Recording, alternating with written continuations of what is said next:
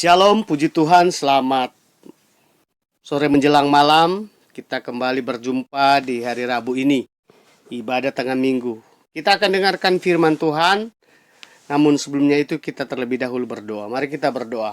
Bapa di surga, kami bersyukur buat segala sesuatu dan kebaikan Tuhan yang sudah Tuhan nyatakan dalam kehidupan kami, sehingga kami boleh kembali menikmati waktu dan hari ini, dan kami boleh masuk pada malam ini Tuhan.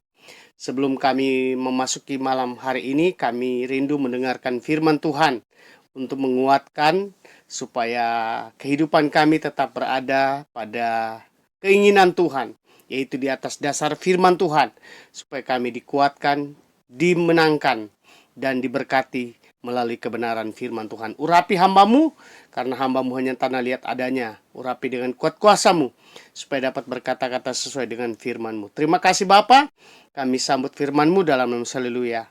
Amin. Puji Tuhan, Bapak Ibu yang saya kasih dalam Tuhan Yesus Kristus, pada kesempatan ini saya akan beri judul renungan firman Tuhan pada malam ini, yaitu gagal dalam menjalankan kebenaran. Tidak sedikit orang di dunia ini ya begitu susah payah mendapatkan kebenaran atau ingin ada kebenaran dalam kehidupannya. Namun ketika dia mendapatkannya, dia seringkali bukan sukses dalam menjalankan kebenaran itu, tapi banyak sekali kegagalan-kegagalan di dalam menjalankan kebenaran itu. Saya akan baca firman Tuhan dalam Injil Yohanes pasal 17 ayat 17. Ini perkataan Yesus sendiri, dikatakan begini. Kuduskanlah mereka dalam kebenaran. Firman-Mu adalah kebenaran. Yesus meminta kepada Bapa di surga supaya setiap orang yang sudah mengerti firman Tuhan, sudah percayakan Tuhan, sudah meyakini kebenaran firman Tuhan itu dikuduskan, artinya dikhususkan dalam sebuah kebenaran. Karena Yesus sendiri berkata bahwa karena firman Tuhan yang kita dengar, kita lakukan itu adalah firman Tuhan yang benar. Artinya tidak ada sebuah kesalahan di dalam kebenaran firman Tuhan. Firman Tuhan itu memang benar, mengajar kita, mendidik kita, dan mengarahkan kita kepada hal-hal yang baik, hal-hal yang benar. Makanya firman Tuhan berkata bahwa kebenaran itu tidak akan pernah hilang ketika kita benar-benar melaksanakan, menjalankannya sesuai dengan perintah Tuhan. Tapi banyak orang gagal, kenapa? Karena mereka hanya mendengar lalu menyimpan, tapi tidak mempraktekkan sebetulnya di dalam diri mereka, sehingga kegagalan-kegagalan dalam menjalankan kebenaran itu besar terjadi. Contoh, terkadang orang berpikir bahwa untuk melakukan hal yang salah, dosa itu bisa dengan sembunyi-sembunyi gitu ya. Padahal kebenaran itu bisa mengungkapkan kesalahan itu. Nah, ini sebuah kesalahan karena dipikir dilakukan secara tersembunyi, tapi semuanya sebetulnya Tuhan tahu. Nah, ini salah satu kegagalan yang seringkali terjadi dalam kehidupan orang percaya. Mari sebagai umat percaya jangan kita gagal dalam menjalankan sebuah kebenaran atau kebenaran yang diperintahkan Tuhan. Karena berbicara kebenaran adalah di mana kita harus hidup di dalamnya serta taat dan mempraktekannya. Kebenaran itu kita harus hidup di dalamnya dan taat mempraktekannya. Karena kebenaran inilah yang menyatukan kita dengan kuasa Allah. Kebenaran inilah yang menyatukan kita dengan Tuhan sepanjang hidup kita sampai di dalam kekekalan nanti. Ada 3 hal yang membuat kadang-kadang manusia atau orang percaya gagal dalam menjalankan kebenaran dan lepas, bahkan lepas daripada kebenaran. Contohnya gini aja, kalau salah satu roda mobil lepas, yaitu berarti akan keluar daripada kendali, ya. Jadi roda itu akan lepas dan kendaraan itu akan bahaya. Kenapa? Karena tidak ada satu roda lagi, sudah lepas dan mengalami bahaya di dalam kendaraan itu sendiri dan apa yang ada di dalamnya atau penumpang yang ada di dalamnya. Nah, di dalam kehidupan kita pun sama. Dalam hidup kita ada pikiran, ada hati kita, ada pendengaran kita, ada sikap kita, ada tutur kata kita. Nah, kalau salah satu di dalamnya kita lepas dan hilang, maka kita akan gagal gitu ya. Seandainya hati kita berkata benar, tapi mulut kita dan pikiran kita itu salah, gitu kan, sebagainya. Salah berpikir, salah bertindak. Nah, ini akan terjadi kecelakaan dalam diri kita sebagai orang yang mengiring akan Tuhan, mengikut akan Tuhan. Karena apa? Kita gagal dalam menyatukan rencana hidup kita. Kita gagal dalam menjalankan kehidupan kita di atas dasar kebenaran. Jadi salah satu pun kalau boleh tidak ada yang terlepas. Jangan sampai ada yang terlepas. Yang mulut, pikiran, hati kita harus satu di dalam kebenaran, supaya kita tidak mengalami bahaya dalam menjalankan kehidupan kita. Salah satu kegagalan dalam menjalankan kebenaran adalah ketika manusia itu mengalami yang namanya atau memiliki ya perasaan terlalu berlebihan, yaitu namanya ketakutan gitu ya. Ketakutan itu wajar terjadi kepada manusia, tapi manusia ditekan oleh ketakutan, oleh rasa takut ya. Manusia seperti itu dia tidak akan tentram hidupnya. Coba kita baca di dalam kitab Ratapan pasal 1 ayat 20 dikatakan begini. Ratapan 1 ayat 20 dikatakan, "Ya Tuhan, lihatlah betapa besar ketakutanku, betapa gelisah jiwaku. Hatiku terbolak-balik di dalam dadaku. Karena sudah melampaui batas aku memberontak. Di luar keturunanku dibinasakan oleh pedang, di dalam rumah oleh penyakit sampar." Ini kata Yeremia, karena ini penulisan Yeremia. Dia sendiri mengaku bahwa ya Tuhan, lihatlah betapa besar ketakutan. Nah, saudara-saudara yang kekasih di dalam Tuhan, jika ketakutan itu menguasai manusia dan membawa manusia jauh dalam ketakutan, maka kita lihat di sini manusia tidak bisa mengontrol diri lagi.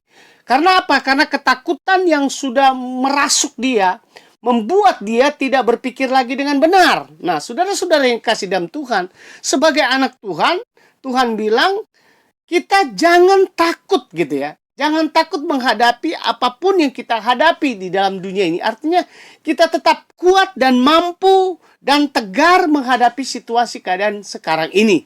Banyak manusia saat ini mengalami ketakutan-ketakutan, ya karena kita dengar sana-sini situasi ekonomi, ya pekerjaan, bisnis, dikatakan ada melempemnya. Tapi saudara-saudara yang kasih dalam Tuhan, di manakah doa kita? Di mana keiman kita? Itu sebuah pertanyaan bagi kita. Kita punya iman, kita punya percaya, kita punya Tuhan yang berkuasa mampu mengubah cara berpikir orang dunia. Kalau dunia mengatakan bahwa kita akan mengalami resesi, mari sebagai orang percaya kita berdoa supaya kita tidak mengalaminya. Artinya kita tetap percaya bahwa Tuhan mengendalikan hidup kita. Tuhan akan menyatakan kuasanya dalam setiap perjalanan kehidupan kita, sehingga kita tidak akan mengalaminya. Artinya kita sendiri tidak kena dampak daripada apa yang dikatakan dengan situasi keadaan dunia saat ini. Nah, itulah orang beriman, itulah orang percaya. Jangan sampai ketakutan merampas damai kita, sukacita kita, kebahagiaan kita, ya. Ketakutan menghancurkan rumah tangga kita, usaha kita. Kenapa? Karena ketakutan itu memang betul-betul dimana dipakai iblis untuk merasuk pikiran kita, dipakai iblis untuk mengganggu perjalanan hidup kita, dipakai iblis untuk menghilangkan konsentrasi kita dalam percaya akan Tuhan. Itu ketakutan. Itu yang pertama. Yang kedua, banyak orang putus asa. Putus asa.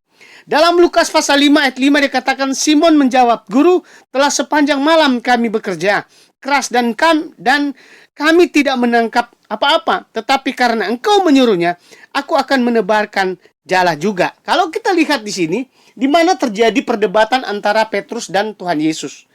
Ketika Tuhan Yesus ada di perahu daripada Simon Petrus, nah, Yesus melihat memang mereka pulang dari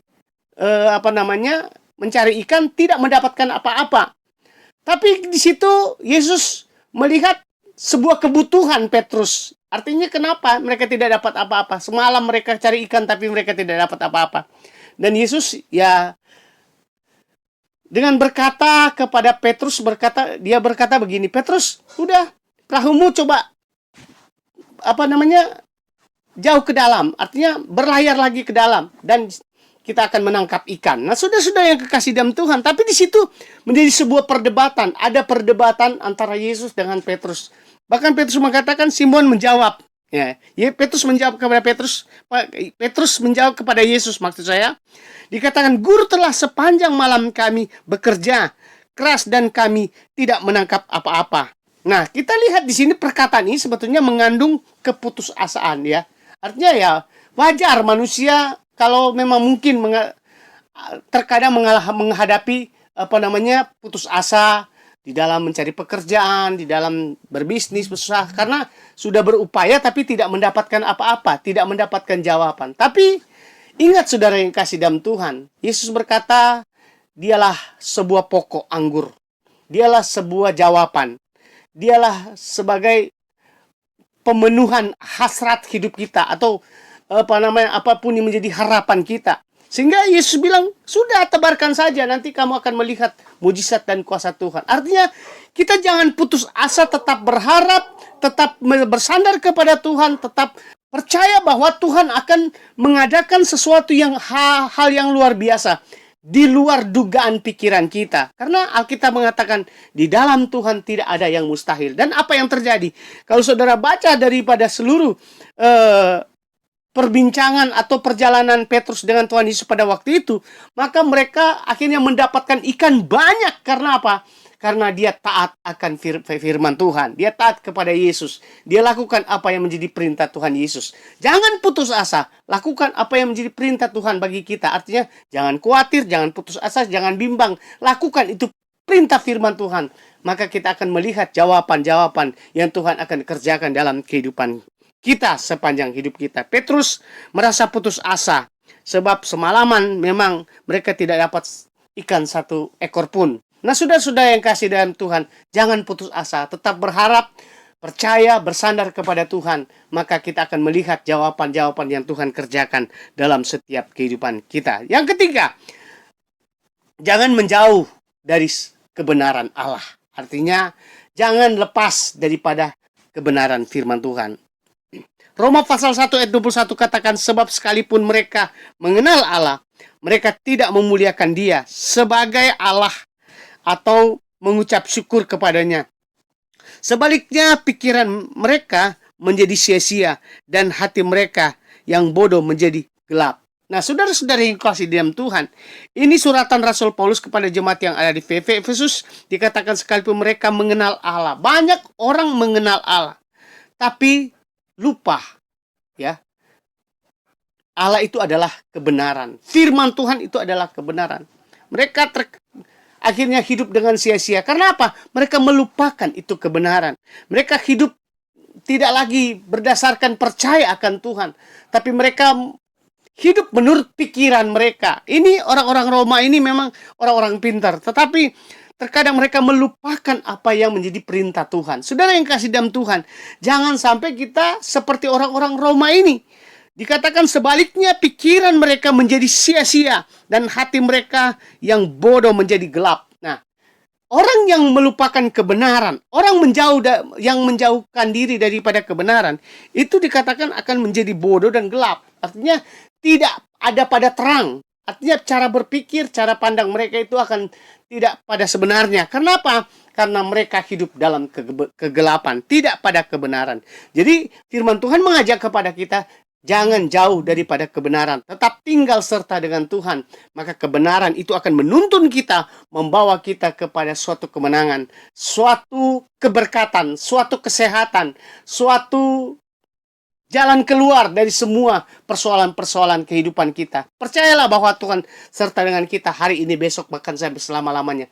Persoalan, pergumulan apapun yang kita hadapi hari-hari ini, mari tetap pada kebenaran Allah, yaitu pada perintah firman Tuhan, supaya kita tetap tenang, kita tetap damai, kita tetap bahagia, kita tetap penuh sukacita, karena ada kebenaran yang Tuhan tempatkan dalam diri kita, keluarga kita, usaha kita, dan semuanya.